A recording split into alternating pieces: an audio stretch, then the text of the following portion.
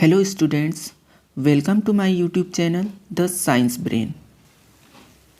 तो आज हम देखने वाले हैं अध्याय 5 जैव प्रक्रम के वन लाइनर फैक्ट्स के बारे में, जो कि एग्ज़ाम के दृष्टिकोण से काफ़ी महत्वपूर्ण है। यदि आप चैनल पर नए हैं तो प्लीज़ चैनल को सब्सक्राइब करें और बेल आइकन को प्रेस करें। तो शुरुआत करते हैं, जैव प्रक्रम किसे कहते हैं। तो जैव प्रक्रम वे सभी प्रक्रम जो सम्मिलित रूप से अनुरक्षण का कार्य करते हैं जैव प्रक्रम कहलाते हैं। अर्थात वह कार्य जो हमारे शरीर में चलते उठते बैठते चलते रहता है वह जैव प्रक्रम कहलाता है, जैसे पोषण हो गया, शोषण, उत्सर्जन, परिवहन आदि। आगे बढ़ते हैं क्वेश्चन नंबर 2। हमारे जैसे बहुकोशिकीय जीवों में ऑक्सीजन की आवश्यकता पूरी करने में विसरण क्यों अपर्याप्त है? इसका उत्तर है, बहुकोशिकीय जीवों में सभी कोशिकाएं अपने आसपास के पर्यावरण के सीधे संपर्क में रह सकती हैं, अतः साधारण विसरण सभी कोशिकाओं की आवश्यकताओं की पूर्ति नहीं कर सकता। यानी कि हमारा शरीर बहुत सारी कोशिकाओं से मिलकर के बना हुआ है और वह अपने आसपास के पर्यावरण से सीधे संपर्क में रहता है, किंतु साधारण विसरण में इन कोशिकाओं को आवश्यकता की पूर्ति नहीं कर सकता। विसरण से आप सभी लगभग परिचित है। विसरण यानी कि गैसों का विनिमय। अब बढ़ते हैं आगे नेक्स्ट क्वेश्चन पे, एंजाइम किसे कहते हैं? जीवों में जटिल पदार्थों को सरल पदार्थों में खंडित करने के लिए जैव उत्प्रेरक उपयोग करते हैं, जिन्हें एंजाइम कहते हैं। यानी कि हमारे शरीर में होने वाले जैसे कि पाचन, चयापचय आदि क्रियाओं को पूर्ण करने के लिए एंजाइम की आवश्यकता होती है। ये एंजाइम्स जटिल पदार्थों जैसे प्रोटीन को अमीनो एसिड में, कार्बोहाइड्रेट्स को ग्लूकोज में और वसा को फैटी एसिड एंड ग्लिसरॉल में तोड़ने में मदद करते हैं। विषमपोषी जीव उत्तरजीविता के लिए प्रत्यक्ष या परोक्ष रूप से किस पर आश्रित होते हैं? इसका उत्तर है स्वपोषी पर आश्रित रहते हैं।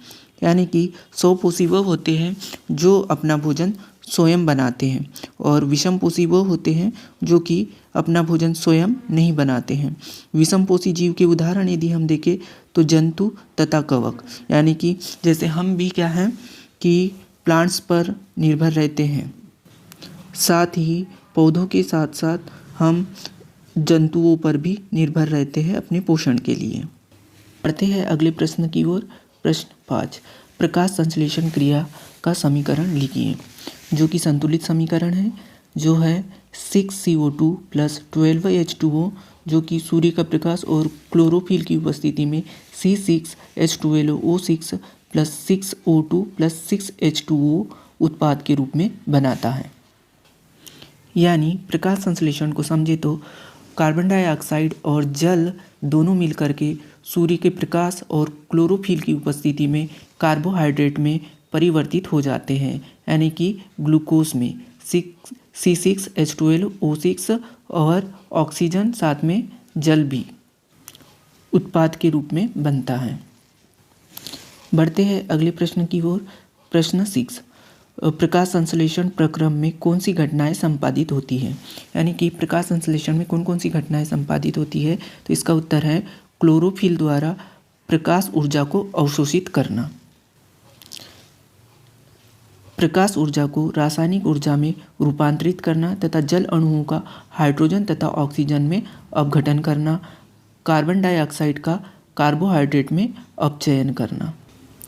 इसे आप ऊपर लिखे समीकरण से आसानी से समझ सकते हैं।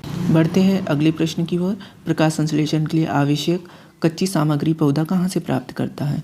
तो पौधा जो है वायुमंडल से CO2 प्राप्त करता है, मृदा से H2O प्राप्त करता है और ऊर्जा के रूप में सूर्य के प्रकाश का उपयोग किया जाता है और पौधों की पत्तियों में क्लोरोफिल प्रेजेंट होता है। क्लोरोफिल एक प्रकार का पिगमेंट या वर्णक है जो कि पौधों की पत्तियों को हरा रखने में सहायक होता है। अगला प्रश्न है, हमारे शरीर में भोजन से उत्पन्न ऊर्जा को किस रूप में संचित किया जाता है? तो इसका उत्तर है ग्लाइकोजन के रूप में। पत्ती की सतह पर पाए जाने वाले छिद्रों का नाम एवं कार्य लिखिए। तो पत्ती की सतह पर पाए जाने वाले छिद्र रंध्र कहलाते हैं, जिन्हें हम क्या कहते हैं, स्टोमेटा भी कहते हैं। इनका कार्य है प्रकाश संश्लेषण के लिए गैसों का आदान प्रदान।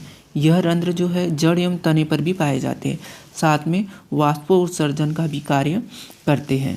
प्रश्न है, रंध्र का नामांकित चित्र बनाइए। रंध्र पत्तियों की सतह पर सूक्ष्म छिद्र होते हैं जो कि प्रकाश संश्लेषण के लिए गैसों का अधिकांश आदान प्रदान इन्हीं छिद्रों के द्वारा होता है। जैसे हमारे पास में दो डायग्राम दिए हुए हैं, एक है खुला रंध्र, एक है बंद रंध्र। तो यहाँ पर आप देख सकते हैं यह रंध्र का डायग्राम है जिसमें ये पूरी तरीके से खुला हुआ है, और ये वाला जो डायग्राम है ये बंद रंध्र का दिखाया गया है। साथ ही इसमें जो छोटे छोटे डॉट्स दिखाए गए हैं ये है रक्षक कोशिकाएं। बढ़ते हैं अगले प्रश्न की ओर। रंध्र में रक्षक कोशिकाओं की संख्या। उत्तर है, एक रंध्र के दोनों ओर दो रक्षक कोशिकाएं पाई जाती हैं। रक्षक कोशिकाओं की भीतरी भित्ति मोटी एवं बाहरी भित्ति पतली होती है। आप डायग्राम में आसानी से देख सकते हैं। अगला प्रश्न है, वे जीव जो पोषण के लिए प्रत्यक्ष या अप्रत्यक्ष रूप से पौधों या स्वपोषी पर निर्भर रहते हैं उन्हें क्या कहते हैं? तो वे कहलाते हैं विषमपोषी। ऐसे पोषण को कहते हैं विषम पोषण।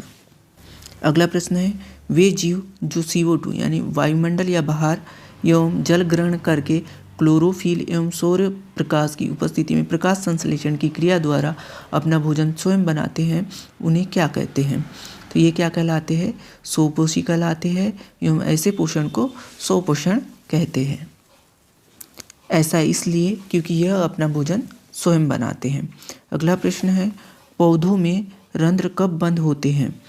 तो इसका आंसर हो जाएगा जब प्रकाश संश्लेषण के लिए CO2 की आवश्यकता नहीं होती, तब पौधा इन छिद्रों को बंद कर लेता है। देखते हैं अगला प्रश्न, पौधों में रंध्र खुलने में रक्षक कोशिकाएं कैसे कार्य करती हैं? इसका उत्तर है, रक्षक कोशिकाओं में जब जल अंदर जाता है तो फूल जाती है और रंध्र खुल जाता है। हम इसे डायग्राम की मदद से भी देख सकते हैं। जैसे यह है खुला रंध्र और ये है बंद रंध्र। तो खुले रंध्र में क्या होगा, जब रक्षक कोशिकाओं में से जल अंदर की ओर जाएगा तो ये रक्षक कोशिकाएं हैं, ये फूल जाएंगी और रंध्र ओपन हो जाएगा। वैसे ही बंद रंध्र की बात करें तो इसमें से रक्षक कोशिकाओं में से जल बाहर की ओर चला जाएगा और रक्षक कोशिकाएं सिकुड़ जाएंगी और रंध्र बंद हो जाएगा। अगला प्रश्न है, पौधों में रंध्र कैसे बंद होता है? तो जब रक्षक या दौर कोशिकाएं सिकुड़ जाती है तो रंध्र बंद हो जाता है। इसे हम देख चुके हैं। पौधे वायुमंडलीय नाइट्रोजन को किस रूप में ग्रहण करते हैं? तो यह नाइट्रेट के रूप में ग्रहण करते हैं। विषमपोषी जीवों के नाम लिखिए। इनके नाम होंगे फफूंदी, ईस्ट तथा मशरूम। फफूंदी जिसे हम फंगस के नाम से जानते हैं। अगला प्रश्न है, ऐसे जीवों के नाम लिखिए जो पौधों एवं जंतुओं को बिना मारे उनसे पोषण प्राप्त करते हैं। तो इसमें आ जाएगा एक अमरबेल, जिसे आप पेड़ पौधों या लताओं पर आसानी से देख सकते हैं। अगला है किलनी, जू, लीच और फीताकृमि। किलनी जो है ये जानवरों पर आसानी से पाई जाती है। जू जो कि सर में पाए जाते हैं। साथ ही लीच जो कि जल में पाए जाते हैं। और फीताकृमि ये हमारे इंटेस्टाइन में पाए जाते हैं, यानी कि आंत में पाए जाते हैं। अगला प्रश्न है, एक कोशिकीय जीवों में भोजन कैसे ग्रहण किया जाता है? तो एक कोशिकीय जीवों में भोजन संपूर्ण शरीर से विसरण क्रिया द्वारा लिया जाता है, यानी कि गैसों के विनिमय के द्वारा एक कोशिकीय जीव अपने भोजन की पूर्ति करते हैं। अमीबा किस संरचना के द्वारा अपना भोजन? तो अमीबा कोशिकीय सतह से उंगली जैसे अस्थायी प्रवर्ध की मदद से भोजन ग्रहण करता है। अमीबा में कूटपाद का कार्य क्या है? अमीबा में कूटपाद चलन और भोजन ग्रहण का कार्य करता है। इस एक कोशिकीय जीव का नाम लिखिए जिसका आकार निश्चित होता है। तो एक कोशिकीय जीव जिसका आकार निश्चित होता है वह है पैरामीशियम। अगला है लार ग्रंथि या लार ग्रंथि से निकलने वाले रस को क्या कहते हैं? इसे हम लार या लार रस कहते हैं। लार में पाए जाने वाले एंजाइम का नाम लिखिए। लार में पाए जाने वाला एंजाइम है लार एमाइलेज। अगला है मनुष्य की आमाशय की भित्ति में कौन सी ग्रंथियाँ पाई जाती है? तो जठर ग्रंथि पाई जाती है जिसे हम गैस्ट्रिक ग्लैंड भी बोलते हैं। अगला प्रश्न है स्टार्च के जटिल अणु को सरल शर्करा में कौन सा एंजाइम परिवर्तित करता है? तो एंजाइम कौन सा होगा? Amylase enzyme. अगला प्रश्न है आमाशय की जठर ग्रंथियों से स्रावित होने वाले एंजाइम के नाम लिखिए। तो हाइड्रोक्लोरिक अम्ल जिसे हम HCl के नाम से भी जानते हैं, एक प्रोटीन पाचक जो कि एंजाइम पेप्सिन तथा श्लेष्मा है। मनुष्य के आमाशय की जठर ग्रंथियों से स्रावित होने वाले श्लेष्मा या म्यूकस का कार्य लिखिए। इसका उत्तर है आमाशय के आंतरिक स्तर की अम्ल से रक्षा करता है। क्योंकि HCl ज़्यादा एसिडिक होने से आमाशय की दीवारें क्षतिग्रस्त हो सकती है, इसलिए म्यूकस क्या करता है? आमाशय की आंतरिक स्तर की अम्ल से रक्षा करता है। अगला प्रश्न है मनुष्य की आहार नाल का सबसे लंबा भाग कौन सा होता है? तो ये होता है क्षुद्रांत, जिसको हम बोलते हैं छोटी आंत। इसका लंबाई की बात करेंगे यदि हम, तो लगभग 6 से 7 मीटर की इसकी लंबाई होती है और बड़ी आंत की लंबाई 1.5 मीटर तक की होती है। अगला प्रश्न है घास खाने वाले शाकाहारी और सेलुलोज पचाने के लिए क्षुद्रांत आंत्र कैसी होती है? तो घास खाने वाले जो शाकाहारी होते हैं उनके सेलुलोज को पाचन करने के लिए जो क्षुद्रांत होती है वह आकार में लंबी होती है। मांसाहार जानवरों जैसे बाघ की क्षुद्रांत कैसी होती है? तो बाघ की क्षुद्रांत जो होती है छोटी होती है क्योंकि यह मांस का पाचन सरल रूप से कर लेती है। अगला प्रश्न है कार्बोहाइड्रेट, प्रोटीन तथा वसा का पूर्ण पाचन मनुष्य के आहार नाल के किस भाग में भोजन अम्लीय रहता है? तो इसका उत्तर होगा क्षुद्रांत में। अगला प्रश्न है मनुष्य के आहार नाल के किस भाग में भोजन अम्लीय रहता है? तो वह भाग होगा आमाशय, क्योंकि यहाँ पर HCl स्रावित होता है। अगला प्रश्न है मनुष्य के यकृत से स्रावित होने वाले रस का नाम लिखिए। तो यकृत यानी कि लीवर से स्रावित होने वाला रस है पित्त रस या बाइल जूस। अगला प्रश्न है आमाशय से आने वाले भोजन को क्षारी कैसे बनाया जाता है? तो आमाशय से आने वाले भोजन को अम्लीय से क्षारीय अग्नाशी एंजाइमों की क्रिया के द्वारा बनाया जाता है। मनुष्य के पाचन में पित्त लवण का कार्य लिखिए। तो मनुष्य के पाचन में पित्त लवण वसा की बड़ी गोलियों को छोटी गोलियों में खंडित कर देता है। मनुष्य में इमल्सीकृत वसा का पाचन किस एंजाइम द्वारा होता है? तो लाइपेज एंजाइम के द्वारा होता है। अगला प्रश्न है मनुष्य में पचित भोजन क्षुद्रांत में किस संरचना द्वारा अवशोषित किया जाता है? तो यह दीर्घ रोम के द्वारा अवशोषित कर लिया जाता है। दीर्घ रोम अंगुली जैसे प्रवर्ध होता है। अगला प्रश्न है मनुष्य के क्षुद्रांत में दीर्घ रोम का कार्य लिखिए। तो यह कार्य होगा अवशोषण का सतहीय क्षेत्रफल बढ़ा देते हैं।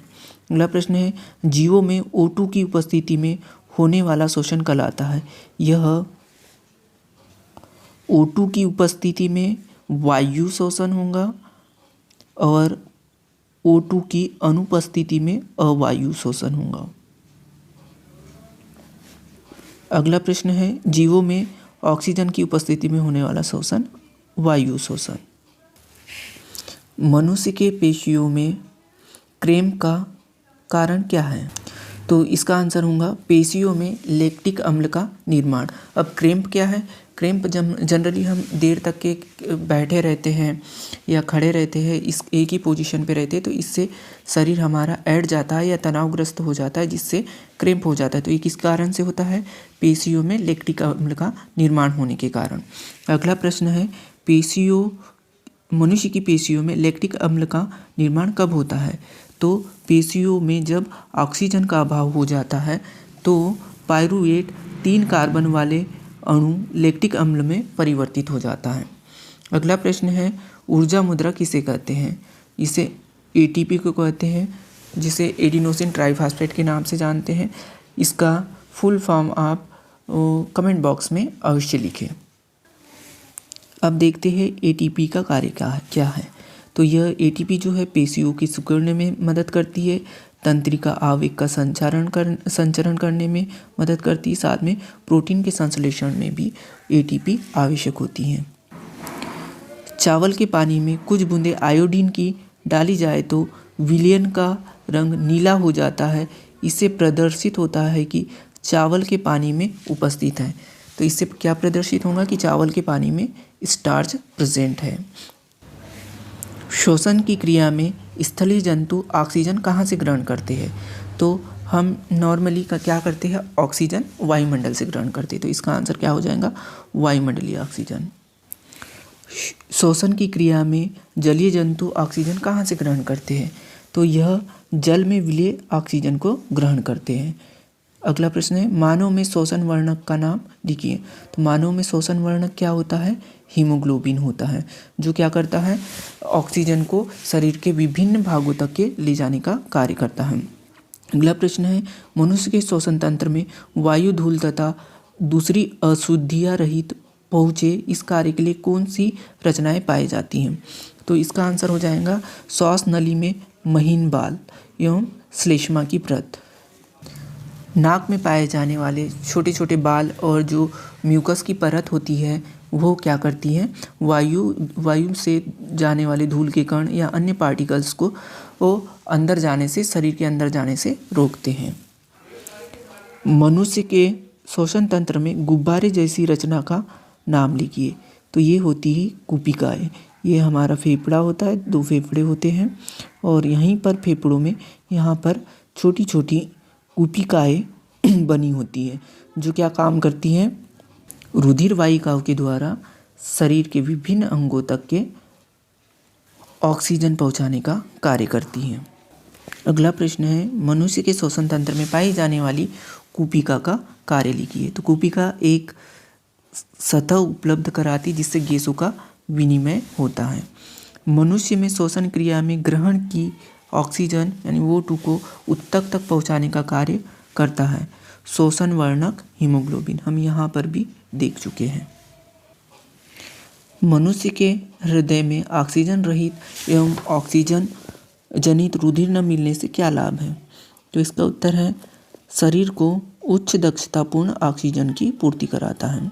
अगला प्रश्न है, ऐसे जीवों का नाम लिखिए जिन्हें उच्च दक्षतापूर्ण ऑक्सीजन की आवश्यकता होती है। तो इसमें पक्षी और स्तनधारी जंतु जिन्हें उच्च दक्षतापूर्ण ऑक्सीजन की आवश्यकता होती है। अगला प्रश्न, पक्षी एवं स्तनधारी को उच्च ऊर्जा की आवश्यकता क्यों होती है? अपने शरीर का नियत तापक्रम बनाए रखने के लिए, क्योंकि यह क्या होते हैं? समतापी होते हैं। अगला प्रश्न है, ऐसे जंतुओं का नाम लिखिए जिनके हृदय में 3 कोष्ठ होते हैं। तो ऐसे जंतु हैं जल, स्थलचर या बहुत से सरीसृप। जैसे हमारे हृदय में 4 कोष्ठ पाए जाते हैं, उसी प्रकार 3 कोष्ठ जल, स्थलचर और बहुत से सरीसृपों में भी पाया जाता है। मछली के हृदय में कितने कोष्ठ होते हैं? तो मछली के हृदय में 2 कोष्ठ होते हैं। जैसे यहाँ पर ऊपर वाला एक ही आलिंद और एक ही नीलय इसमें पाया जाता है, नीचे की ओर नीलय। मछलियों के शरीर में एक चक्र में कितनी बार रुधिर हृदय में जाता है? तो रुधिर इसमें केवल एक ही बार जाता है, क्योंकि यहाँ पर कितने मछली के हृदय में केवल 2 ही कोष्ठ पाए जाते हैं। एक तो एक ही आलिंद पाया जाता है, साथ में एक ही नीले भी पाया जाता है। इसलिए यहाँ पर रुधिर चक्र जो होता है केवल एक ही बार हो पाता है। अगला प्रश्न है दोहरा परिसंचरण किसे कहते हैं? तो दोहरा परिसंचरण जो होता है मेमल्स में यानी कि मनुष्य में होता है, जब रुधिर प्रत्येक चक्र में 2 बार हृदय में आता है तो उसे दोहरा परिसंचरण कहते हैं। यानी मानव हृदय में 4 कोष्ठ पाए जाते हैं, दाया आलिंद और बाया आलिंद। दाया नीले और बाया नीले। तो यहाँ पर एक बार ऑक्सीकृत ब्लड आता है और एक बार अनऑक्सीकृत ब्लड आता है, जो कि आपस में मिक्स नहीं हो पाता। ऑक्सीकृत और अनऑक्सीकृत रक्त के परिसंचरण के कारण ही इसको दोहरा परिसंचरण कहा जाता है। रक्तदाब किसे कहते हैं? तो रक्तदाब क्या होगा? रुधिर कोशिकाओं की भित्ति के विरुद्ध जो दाब लगता है उसे रक्तदाब कहते हैं। अगला प्रश्न है मनुष्य के हृदय में प्रकुंचन के समय, यानी प्रकुंचन यानी सिकुड़ना, हमारा दिल जब धड़कता है वो एक तो सिकुड़ता भी है और फैलता भी है। तो प्रकुंचन यानी यहाँ पर सिकुड़ना और अनुशीतलन मतलब फैलना। तो प्रकुंचन के समय धमनी में जो दाब उत्पन्न होता है उसे हम प्रकुंचन दाब कहते हैं। अगला प्रश्न है मनुष्य के हृदय में नीलय अनुशीतलन के समय, नीलय यानी कि हमारे जो हृदय में होते हैं 4 चेम्बर्स होते हैं, ऊपर में आलिंद और नीचे में नीलय। तो नीलय अनुशीतलन के समय धमनी में उत्पन्न दाब अनुशीतलन दाब कहलाता है। मनुष्य में सामान्यतः प्रकुंचन दाब तथा अनुशीतलन दाब कितना होगा, यानी हृदय के सिकुड़ने और फैलने पर दाब कितना उत्पन्न होगा? तो प्रकुंचन दाब 120 mmHg और अनुशीतलन दाब 80 mmHg। Hg यहाँ पर क्या है? मर्क्यूरी है, mm millimetre mercury, millimetre mercury है। रक्तदाब किस यंत्र से नापा जाता है? तो रक्तदाब नापने के लिए स्फाइग्मो मैनोमीटर का यूज़ किया जाता है। अगला प्रश्न है मनुष्य में धमनियों का सिकुड़ना रक्त प्रवाह में प्रतिरोध किस रोग के लक्षण है? तो यह लक्षण होगा उच्च रक्तदाब का। अगला प्रश्न है वे नलिकाएं जो रुधिर को हृदय से शरीर के विभिन्न अंगों तक ले जाती हैं उसे क्या कहते हैं? तो धमनी कहते हैं। और धमनियों में क्या होता है? कौन सा रक्त बहता है? धमनियों में शुद्ध रक्त बहता है। वे नलिकाएं जो रुधिर को हृदय से शरीर के विभिन्न अंगों तक ले जाते हैं इसे कहते हैं धमनी। ये ऑलरेडी हम देख चुके हैं। और धमनी की भित्ति कैसी होती है? धमनी की भित्ति मोटी तथा लचीली होती है।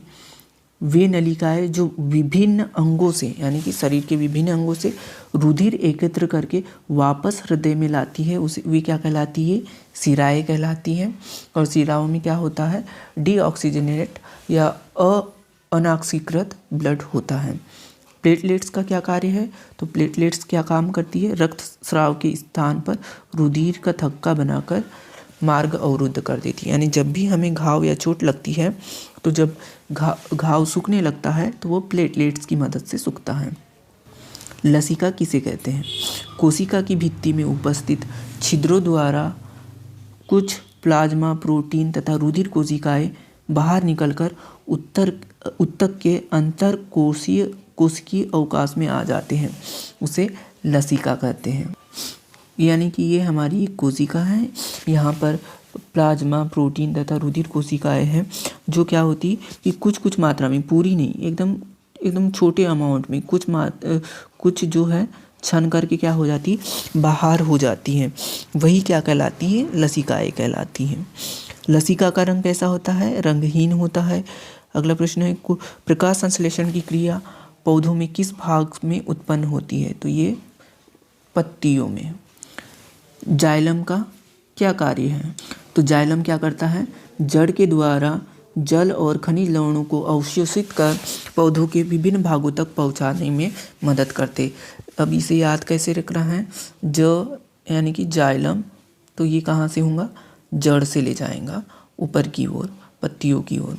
और फ्लोएम, फ्लोएम का क्या कार्य है, तो फ्लोएम भोजन को पौधों के विभिन्न भागों तक पहुंचाते हैं। पौधों में जल की हानि किसके द्वारा होती है, तो पौधों में जल की हानि किसके कारण होती है, रंध्रों के द्वारा, जो कि पत्तियों में पाए जाते हैं।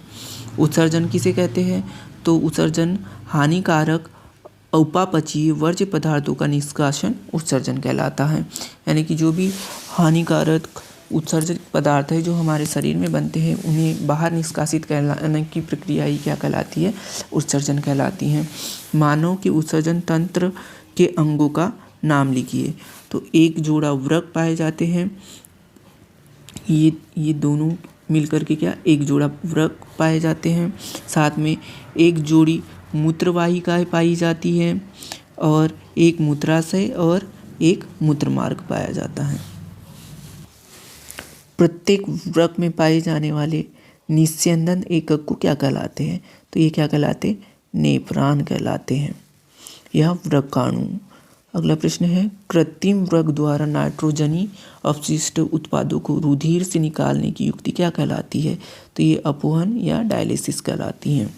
मनुष्य में वृक्क का मुख्य कार्य क्या है, तो मनुष्य में वृक्क का मुख्य कार्य उत्सर्जन है। अगला प्रश्न है, ज़्यादातर पेड़ पौधे नाइट्रोजन का अवशोषण किस रूप में करते हैं, तो ये नाइट्रेट या अमोनिया के रूप में करते हैं।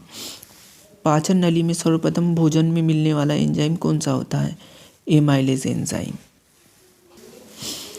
शरीर में पानी का अवशोषण कहाँ होता है, शरीर में पानी का अवशोषण बड़ी आंत में होता है।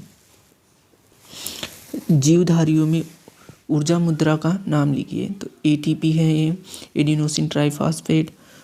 वर्णक का नाम लिखो जो प्रकाश को अवशोषित करता है, तो ये क्लोरोफिल होगा। कुछ अन्य महत्वपूर्ण तथ्य भी है, जैसे कि ऑक्सीजन की उपस्थिति में पायरूवेट का विखंडन माइटोकॉन्ड्रिया में होता है। ग्लूकोज का ऑक्सीजन की उपस्थिति में विखंडन वायु शोषण कहलाता है। पायरूवेट का ऑक्सीजन की अनुपस्थिति में विघटन होने पर अंतिम उत्पाद के रूप में एथेनॉल व जल होता है। पायरूवेट का ऑक्सीजन के अभाव में विघटन होने पर अंतिम उत्पाद लैक्टिक अम्ल और जल होता है। पायरूवेट का ऑक्सीजन की उपस्थिति में विघटन होने पर अंतिम उत्पाद कार्बन डाइऑक्साइड और जल बनता है। जलीय जीव श्वसन के लिए जल में घुली हुई ऑक्सीजन का उपयोग करते हैं। मनुष्य शरीर में कूपिका गैसों के विनिमय हेतु सतह उपलब्ध कराती है। मानव शरीर में ऑक्सीजन परिवहन के लिए हीमोग्लोबिन उत्तरदायी होता है, ये भी देख चुके हैं हम। सरीसृप जंतुओं में 3 कोष्ठीय हृदय पाया जाता है। धमनियों की भित्ति मोटी लचीली होती है, ये भी देख चुके हैं हम। धमनियों में कपाट नहीं पाए जाते। अत्यधिक रक्तस्राव की दशा में प्लेटलेट्स रक्त का थक्का जमाकर अनुरक्षण करती है। कमेंट बॉक्स में अवश्य बताएं किस विटामिन की कमी से रक्त का थक्का नहीं जम पाता है। अगला प्रश्न है, पादपों में जल का संवहन जाइलम उत्तक द्वारा होता है और पादपों में भोजन का संग्रहण फ्लोएम उत्तक द्वारा होता है। दृष्टिकोण से काफ़ी महत्वपूर्ण है। Thank you.